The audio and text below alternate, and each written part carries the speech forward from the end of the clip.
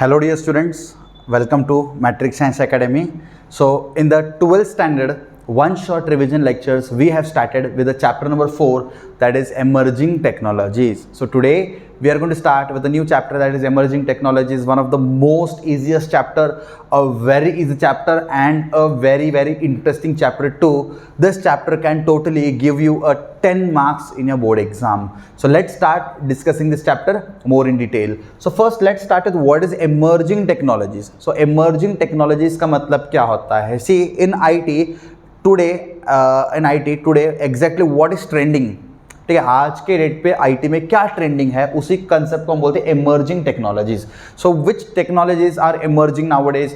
So that technology we are going to discuss in detail. So total we have to discuss only 4 technology: IoT, cloud computing, artificial intelligence and 5G. So let's start discussing all the concepts in detail. So this chapter is only for 12th science. It's a one shot lecture. This chapter is not very lengthy, hardly we can complete in 15-20 minutes also. ज़्यादा बड़ा chapter नहीं है तो जल्दी भी complete कर सकते हैं हम लोग, ठीक है. चलो, so before starting any chapter my dear friends, we always discuss the marks distribution, right. तो पहले हमें मार्क्स डिस्ट्रीब्यूशन पता होना चाहिए. टोटल इस चैप्टर का वेटेज कितना है फ्रेंड्स? सी 10 मार्क्स. 10 मार्क्स का वेटेज होता है, ठीक है. इस चैप्टर में कितने मार्क्स का वेटेज है? 10 मार्क्स. उसमें fill in the blank 2 marks के मतलब यहाँ पे 2 क्वेश्चंस रहेगा. ट्रू और फॉल्स 1 मार्क्स मतलब यहाँ पे 1 क्वेश्चन रहेगा यहाँ पे. MCQ single correct answer 1 marks means here 1 question. MCQ 2 correct answer 2 marks मतलब यहाँ पे 1 question, because we know here every question stands for 2 marks. And my dear friends, notice here answer the following in this chapter stand for 6 marks. So highest weightage for this chapter is for answer the following. So answer the following आपको अच्छे से पता होना चाहिए, right. Answer the following के लिए आपको ये 4 टेक्नोलॉजीज के कंसेप्ट, उसके एप्लीकेशंस, उसके एडवांटेजेस, उसके डिसएडवांटेजेस सब कुछ पता होना चाहिए, ठीक है. सो वही हम लोग आज लेक्चर में डिस्कस करने वाले हैं. ओके, चलो, so we go to the next slide. Okay, so first we start with the IoT, ठीक है. हम लोग सबसे पहले स्टार्ट किससे करने वाले हैं? IoT. Again I am going to repeat once again, only 4 concepts my dear friends, only 4 concept. पूरा चैप्टर है 4 कंसेप्ट के ऊपर डिपेंड है. सबसे पहला concept IoT, second concept cloud computing, third artificial intelligence and fourth 5G. So first we start with IoT. What is basically IoT? I will give an example to you. When the things get the internet and when the things become smart, then that is called as internet of things. जब कोई object को, जब कोई thing को internet मिलता है, and when they work on the internet, when any device works on the internet, then that smart device or that smart object is called as internet of things. Without internet they cannot work, ठीक है. उसी को हम बोलते हैं IoT. जैसे कि सबसे best example, always I give this example the lectures also. We have ACs at home. समझो मेरे घर पे एक AC है, that AC is a wifi AC. So I can connect that AC to the internet and my mobile phone is also having the internet. So मैं अभी समझो यहाँ पे हूँ, स्टूडियो पे हूँ and my AC is at home. मुझे घर जाने के लिए 30 मिनट्स लगेगा, बट घर जाते आते मेरा AC ऑन होना चाहिए, ठीक है. अभी मुझे मेरा AC ऑन करना है. मेरे घर पे जो AC है मुझे अभी के अभी ऑन करना है. तो I can take my mobile phone, I can have the access to the IP of my AC and I can on the AC which is there at my home from the studio itself. तो how is this possible? उसको भी AC को भी internet था, mobile phone को भी internet है. I got the access to the IP and I on the AC by being at the class, right. So this is called as IoT. When the things get the internet, then that is called as IoT, internet of things. When the things get the internet, that is called as internet of things. हाँ, अब इसके advantages है, उसके disadvantages है, उसके applications है. So exam के लिए आपको ये भी पता होना चाहिए, ठीक है. एग्जाम के पॉइंट ऑफ व्यू से आपको ये भी पता होना चाहिए advantages, disadvantages. So friends, what are the advantages? अब इसके एडवांटेजेस क्या क्या हो सकते हैं फ्रेंड्स, सुनो. So advantages is efficient resource utilisation. So हम लोग अपने रिसोर्सेज को एफिशिएंटली यूटिलाइज कर सकते हैं. Nowadays we have smart lights also, right.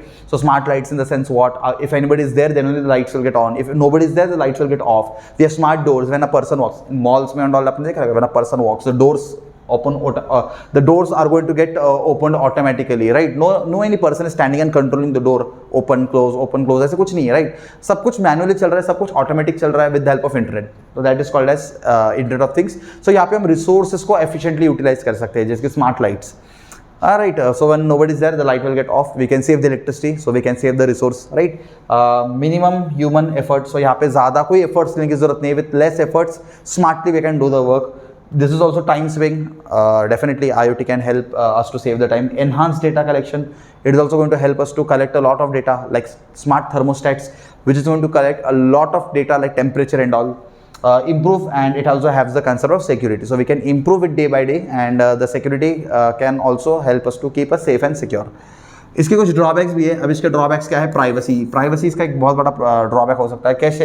जैसे कि वो डिवाइस है, राइट, उसको बाकी भी कोई यूज़ कर सकता है ना. लाइक समझो कोई डिवाइस है, वो डिवाइस को और भी कोई यूज़ कर सकता है. जब कोई डिवाइस को यूज़ करेगा तो that person can get the access to the data also, so there is lack of privacy. Complexity, हम जो बोल रहे हैं IoT, उसको डिज़ाइन करने में उतना कॉम्प्लेक्सिटी लगता है. ठीक है, मतलब it is not easy to design any IoT. It takes a lot of efforts to design any IoT, but once it has been designed, we can make the application out of it for a lot, right? But complexity तो designing में भी है ना, design करने में भी complexity लगेगा. ठीक है, उसके बाद हमारे पास कुछ क्या applications, like what applications we have in our day to day life. Like IoT is used in smart lightings nowadays. During the daytime the light gets off, and during the night time the light will automatically on. Street lights, smart street lights and all, that uses the concept of smart lighting. Smart thermostats. So by using smart thermostats, we can actually regulate the temperature of the room and all. So smart thermostats helps us to judge and give us the idea about the room temperature automatically. सब कुछ automated है, right?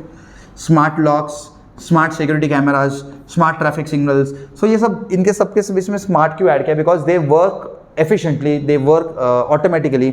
Smart mobile phones, अभी देखो record कर रहा हूँ, right, nobody is operating the mobile phone from there to record it, right. एक बार मैंने रिकॉर्ड का बटन दबा दिया, automatically my mobile phone is going to keep on recording, data will be stored in the memory. So that is smartphone. So this all are nothing but the concept of IoT, internet of things. अब देखो, अगर मैंने मेरे mobile phone से internet को निकाल दिया, that is also IoT only. Mobile phone is also IoT. अगर मैंने मेरे मोबाइल फोन से इंटरनेट को निकाल दिया तो I can exactly not make the application a lot out of it, right. But when the mobile phone is having the internet, then I can use lot of things. I can browse, I can share the data, I can receive the data. So lot of things can be done with the help of the mobile phone also, right. So that is also a part of IoT. So your smartphones and all, that is also a part of your internet of things. Okay, so internet of things. अभी उसके ऊपर question कैसे रहेगा friends, ये देखो. IoT के ऊपर आपको क्वेश्चंस ऐसे मिलेगा. IoT stands for dash. Dash helps to reduce the human efforts. The data collected using IoT devices can be used to take decisions. So IoT के बेसिस पे हमें जो भी डेटा मिलेगा, वो डेटा को यूज करके हम लोग डिसीजंस ले सकते हैं, right. So for decision making and all this concepts are used. Dash allows the user to schedule, monitor and remotely control home temperature, smart thermostats. Like this question can be asked in exam. So TPS के अंदर या ये video के description में आपको PDF मिलेगा. उस PDF के अंदर जितने भी ऑब्जेक्टिव्स है, सारे ऑब्जेक्टिव्स आपको करना पड़ेगा, ठीक है. Okay, then we have Internet of Things के ऊपर answer the following. So some answer the following are also there. Like define IoT with example. तो आपको पूरा IoT explain करना है. You can write this in your own words also. Exam में ऐसे ज़रूरी नहीं कि आपको टेक्स्ट बुक में जो ये है वही लिखना है. If you understand the concept by your own, you can write the points from your mind also. But the only the thing is the points will be right. ऐसे नहीं कि लिखा करके लिख दिया कुछ भी. पॉइंट्स राइट होना चाहिए. पॉइंट्स अगर राइट है तो आपको मार्क्स मिल जाएगी, ठीक है. एप्लीकेशन से याद रखो, एडवांटेजेस याद रखो, डिसएडवांटेजेस याद रखो. उसके ऊपर से आप अपने खुद के ओन वर्ड्स में भी एक्सप्लेन कर सकते हो. Now see like this question come, define IoT with example. तो सबसे पहले आपको IoT के बारे में 3-4 पॉइंट लिखना है, फिर उसके एग्जांपल्स लिखना है. Smart lighting, smart thermostats etcetera. Okay, so देखो एक कंसेप्ट हो गया और बचे 3 कंसेप्ट, और हार्डली 10-15 मिनट्स पे अपना ये चैप्टर कंप्लीट हो जाएगा. This is a very small chapter and a completely theoretical chapter. Ideas लो, सुनो मेरी बात, इस वीडियो में से ना जितना हो सके ना उतना आइडियाज लो. मैं जो भी बता रहा हूँ ना, आइडियाज लो, नोट करके लो, पॉइंट्स नोट करके रखो. उस पॉइंट को तुम खुद से एक्सप्लेन करो, चलेगा, नो प्रॉब्लम. बस कुछ भी फेंकना मत, वैलिड पॉइंट्स लिखना, ठीक है. चलो, सो क्लाउड कंप्यूटिंग, बेसिकली ना what is cloud computing. Second concept है अपना cloud computing. So cloud computing, it is a model for enabling convenient on demand network access to shared pool of computing resources. आज के देखो cloud computing का नाम, थोड़ा history बता दो. हिस्ट्री पहले के टाइम पे ना फ्लॉपी हुआ करता था. फ्लॉपी का ज़माना गया, फिर CD DVD आया. CD DVD का ज़माना गया, फिर आपके पेन ड्राइव्स आए. पेन ड्राइव्स का ज़माना आ गया, फिर हार्ड डिस्क आया, आज के डेट पे हार्ड डिस्क का भी ज़माना गया, आज के डेट पे आ चुका है cloud computing. Cloud computing is the concept where we can use the cloud और the web server to store our data store करते बाय अपलोडिंग, डेटा को अचीव करते by downloading. So uploading downloading से हम अपने डेटा को web server के ऊपर स्टोर करके रख सकते हैं, एंड इसी कंसेप्ट को हम बोलते हैं cloud computing. So cloud computing आज के डेट पे बहुत ज़्यादा यूज़ होता है. आज के डेट पे वो पेन ड्राइव, CD DVD आपने बचपन में देखा रहेगा, आज के डेट पे तो ऑलमोस्ट बंद ही हो चुका है, right. So everybody all the technology is based on cloud. There are 3 models of cloud computing. IaaS, infrastructure as a service. Now what is IaaS? IaaS का मतलब होता है infrastructure as a service. IaaS, infrastructure as a service. There are many companies which only gives their infrastructure to use. हम infrastructure को use करके अपना application कर सकते हैं, और इंफ्रास्ट्रक्चर यूज़ करने के लिए हम उन कंपनी को पैसे देंगे, ठीक है. इसको हम बोलते हैं इंफ्रास्ट्रक्चर एज अ सर्विस. उसके बाद होता है platform as a service.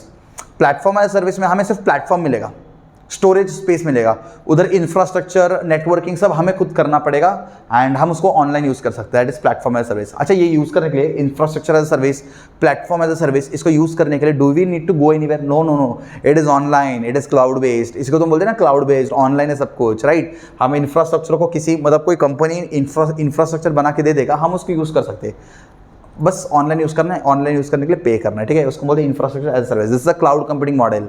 Platform को यूज़ कर रहे हैं हम लोग इंटरनेट के बेसिस पे, platform as a service, right. Cloud computing model and software as a service. और एक टाइप क्या है, software as a service. So हम इंटरनेट को यूज़ करके हम किसी सॉफ्टवेयर को भी यूज़ कर सकते हैं by using the internet. By मतलब सॉफ्टवेयर बनाया किसी और, बस हम यूज़ कर रहे हैं, ओनली यूज़ कर रहे हैं बाय यूजिंग हाउ. कि कहीं और जाके यूज़ कर रहे हैं कि कोई ऑफिस में जाके सॉफ्टवेयर यूज़ कर रहे हैं? नहीं, घर बैठे बैठे अपने मोबाइल फ़ोन पे सॉफ्टवेयर यूज़ कर रहे हैं, किसी और ने बनाया, हम यूज़ कर रहे हैं. तो यूज़ करने के लिए पे करना पड़ेगा, फ्री में तो नहीं मिलेगा. यूज़ करने के लिए पे कर रहे हैं हम लोग. सो हम सॉफ्टवेयर को यूज़ कैसे कर रहे हैं? ऑनलाइन क्लाउड प्लेटफॉर्म पे. इसको तो हम बोलते हैं software as a service. So these all are the models for software as a service. So ये सॉफ्टवेयर एज अ सर्विस के मॉडल्स है अपने पास, ठीक है. चलो, सो इसके ऊपर अभी क्या क्वेश्चन आ सकते हैं बोर्ड एग्जाम में? सी, हाँ सी, इसके फुल फॉर्म्स आते हैं. Dash is a model. Exam में क्वेश्चन ऐसे आ सकता है, dash is a model for enabling convenient on demand network access to a shared pool of computing. So answer क्या इसका? क्लाउड कंप्यूटिंग, ठीक है. यहाँ पे आंसर दिया है cloud computing, right. SaaS stands for software as a service. See, exam में पूछा है, ठीक है. Software as a service. IaaS infrastructure as a service. PaaS platform as a service, ठीक है. हाँ, ये चैप्टर में ना जितना हो सके ना उतना आइडियाज गेन करो माय डियर फ्रेंड्स, जितना हो सके उतना आइडियाज गेन करो, समझ के लो, सो दैट एग्जाम में आप आपके खुद के ओन वर्ड्स में से इसका आंसर द फॉलोइंग लिख सकते हो, ठीक है. कुछ रट्टा वट्टा मारने की जरूरत नहीं है, एग्जाम में आप अच्छे से आंसर द फॉलोइंग के ऊपर लिख सकते हो, ठीक है. हाँ, types of cloud computing. There are basically 3 types of cloud computing. पहला टाइप होता है public cloud, private cloud and hybrid cloud. Public cloud is a cloud जिसको कोई भी एक्सेस कर सकता है, okay. Anybody, any general public, any person can access the cloud. That is called as public cloud. Private cloud मतलब क्या होता है? एक्सेस करने के लिए ऑथेंटिकेट करना पड़ेगा, पासवर्ड सिक्योर्ड रहेगा, ठीक है. जैसे अपना गूगल ड्राइव को एक्सेस करने के लिए आपको जीमेल लॉगिन करना पड़ेगा. जीमेल के थ्रू आप आपके ड्राइव की फाइल को एक्सेस कर सकते हो. सो दैट इज प्राइवेट क्लाउड. कोई भी आके आपका गूगल ड्राइव के अंदर की फाइल्स देख सकता है क्या? नहीं. And hybrid cloud is a cloud which is combination of both, which is the combination of the public cloud as well as which is the combination of the private cloud, ठीक है. Video थोड़ा fast जाएगा because chapter थोड़ा छोटा है और हमें कम time में इसको वाइंड अप करना है, ठीक है. हाँ, सो आप बस आइडिया समझ के लो, कंसेप्ट को समझ के लो, टेक्स्ट बुक एक बार रीड कर लो, खत्म. आप एग्जाम में भर के आंसर लिख सकते हो, ठीक है.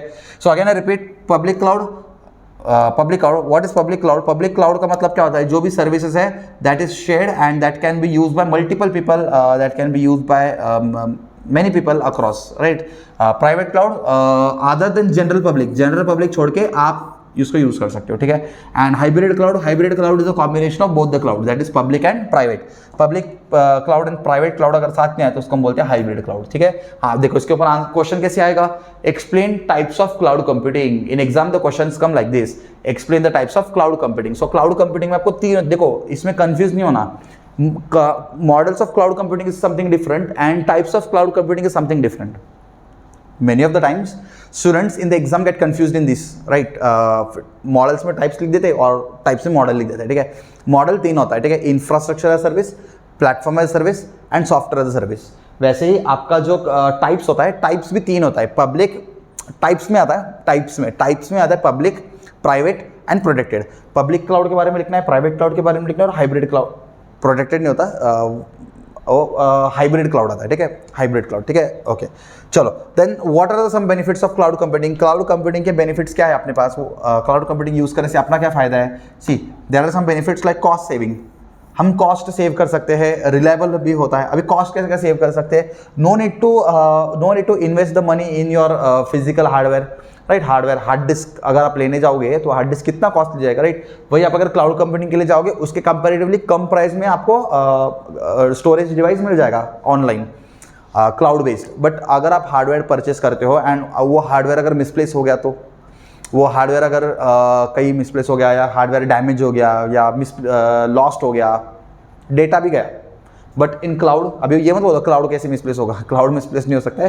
क्लाउड के सर्वर्स होते हैं, वेब सर्वर का भी मिसप्लेस नहीं हो सकता, राइट. तो क्लाउड कंप्यूटिंग में हम जब अपने डेटा को स्टोर करते हैं that is safe and secure. So हम कॉस्ट को बचा सकते हैं, रिलायबल भी है. और मोबिलिटी, मतलब आपके पास सिर्फ इंटरनेट कनेक्शन होना चाहिए और आपके पास एक डिवाइस होना चाहिए, राइट. आपके mobile phone, laptop, PC, anything, उसके पास इंटरनेट होना चाहिए. आप आपके क्लाउड को एक्सेस कर सकते हो और आप आपके डेटा को एक्सेस कर सकते हो. आप कहीं पे भी रहो, आप किधर भी जाओ, आप अपने डेटा को भी साथ में लेके जा सकते हो by using cloud computing. But hard disk and all, pen drive and all जाते हैं तो उसको भी लेके जाना पड़ेगा और वो उधर जाते थे किधर मिसप्लेस हो गया तो गया, डेटा भी गया, ठीक है. So these are the benefits of cloud computing. So ऐसे क्वेश्चंस आपके एग्जाम में आ सकता है, ठीक है. हाँ, next we come to the third concept. देखो 2 कंसेप्ट अभी हो भी गया, ठीक है. I can see now within 15-20 minutes अपना एक कंसेप्ट हो गया और 10 मिनट में अपना बाकी का भी कंसेप्ट हो जाएगा. बहुत छोटा चैप्टर यार. क्या है ना, ये चैप्टर मैं क्यों ले रहा हूँ? पहले मैंने सोचा था कि चैप्टर नहीं लूँ, बहुत इजी चैप्टर है. बट मैंने सोचा कि कुछ आइडियाज़ मिलेगा आपको. आप अगर इस वीडियो को सुन लोगे, एक आइडिया मिलेगा आपको, कुछ पॉइंट्स मिलेंगे. This points actually will help you to score more in your boards exam, ठीक है. सो आई थॉट कि इन शॉर्ट थोड़ा फास्ट में एक वीडियो कवर कर लेंगे यार. चलो. हाँ, AI मेरा सबसे फेवरेट पॉइंट है यार. सबसे फेवरेट टॉपिक है मेरा AI, artificial intelligence. What is artificial intelligence friends? See, artificial intelligence is when the machine, जब कोई मशीन, जब कोई कंप्यूटर, जब कोई mobile phone, when any machine becomes smart, when a machine is going to react and respond like humans, then that is called as AI machine, ठीक है. जब कोई मशीन है वो सेम ह्यूमन, अपन जैसे ह्यूमन से बात करते ना, ठीक है. ऐसे नहीं आ रहे तूरे नहीं, आ रहे जा रहे, ऐसे नहीं. अपन कैसे नॉर्मल बात करते हैं वैसे अपन मशीन से बात करके ना वो भी अपने से बात कर सकता है. यस, मशीन भी अपने से बात कर सकता है. Have you heard about Google Assistant, iPhone सीरी?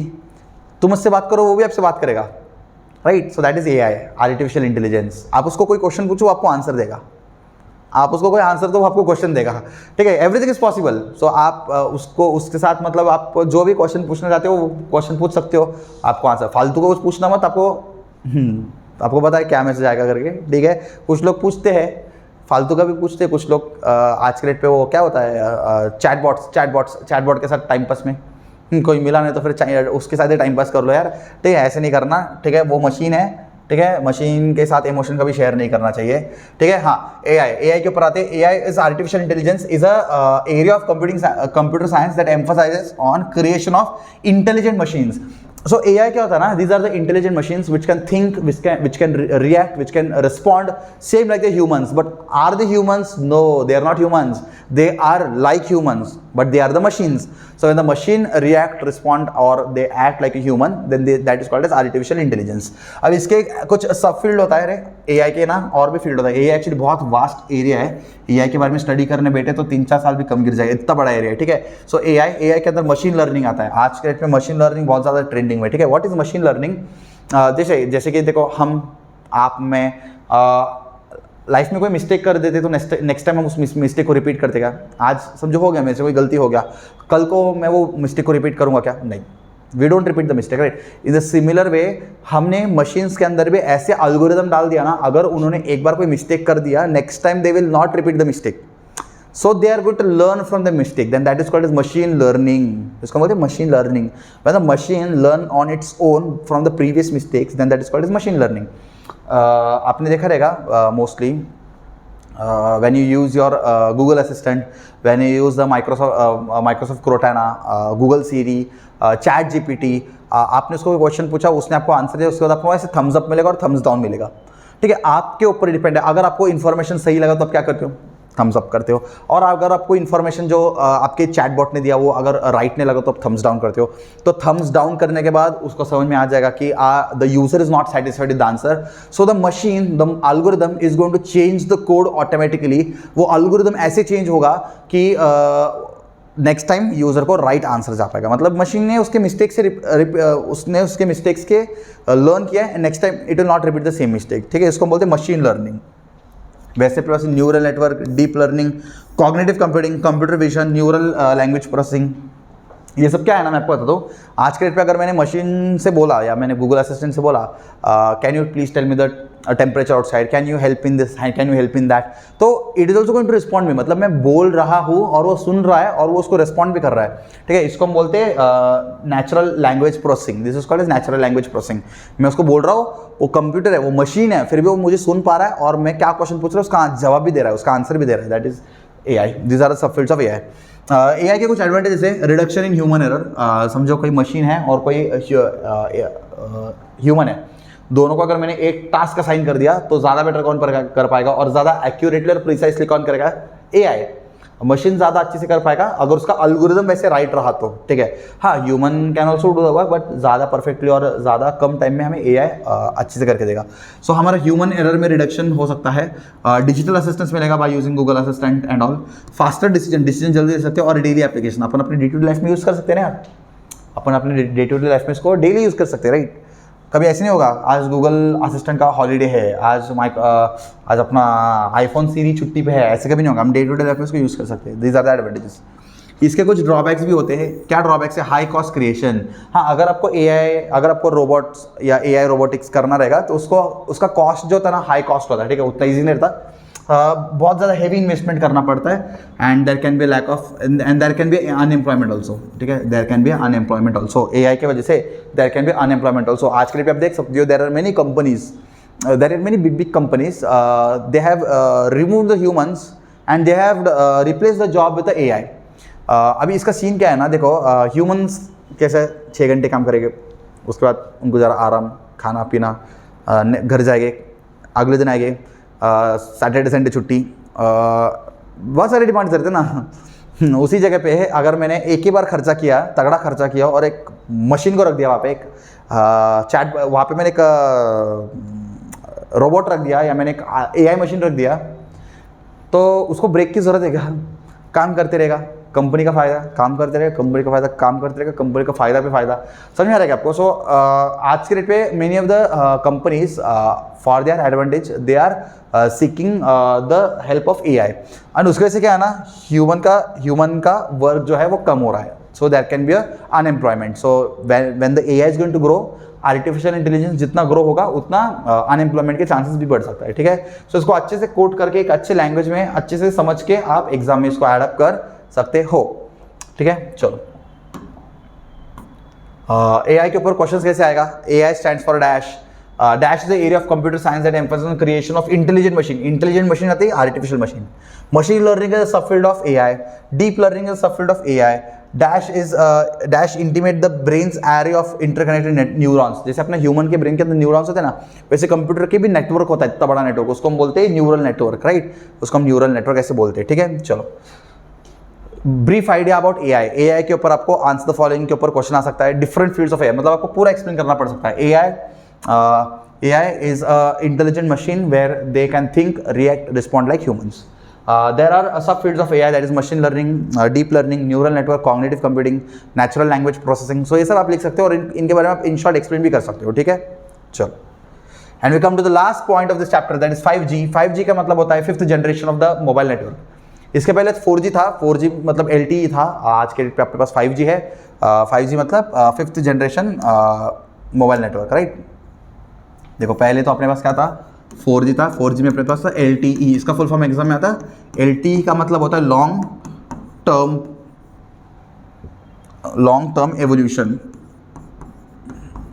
यहाँ पे दिया भी रहेगा लॉन्ग टर्म एवोल्यूशन, ठीक है, लॉन्ग टर्म एवोल्यूशन। सो 4G के कंपैरिजन में 5G का स्पीड कैसे रहेगा, ज़्यादा फास्टर रहेगा, ठीक है।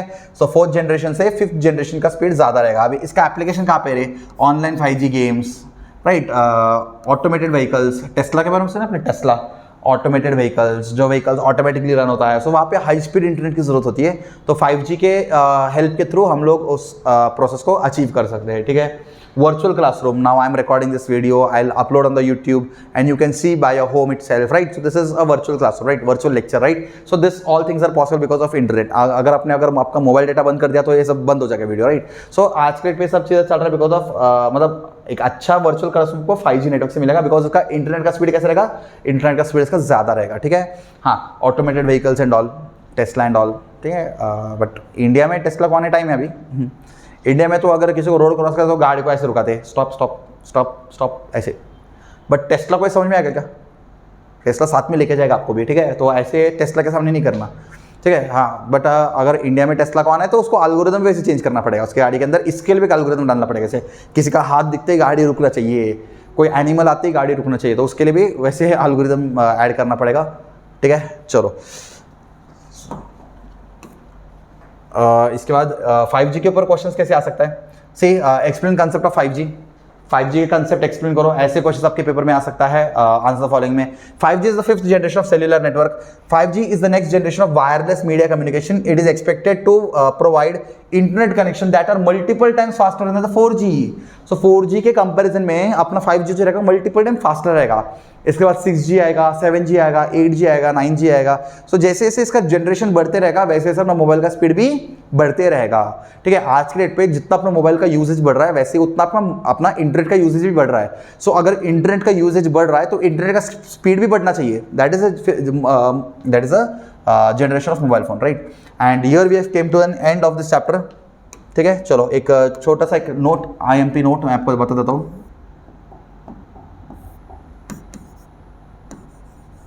IMP नोट सबके लिए, चैप्टर में IMP नोट क्या है, इसके अंदर 4 ही कंसेप्ट है, इस पे ध्यान दो रे। IMP नोट इसके अंदर ना 4 ही कंसेप्ट है। क्या 4 कंसेप्ट है, सबसे पहले आपको पढ़ना था IoT, internet of things. Second क्या था इस चैप्टर के अंदर, आपका क्लाउड कंप्यूटिंग।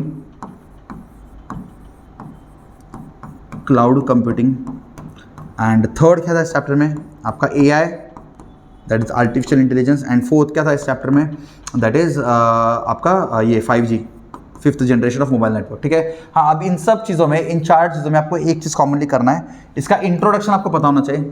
इंट्रोडक्शन मतलब ये होता क्या है, ठीक है, उसके एडवांटेजेस, ठीक है, उसके एडवांटेजेस, उसके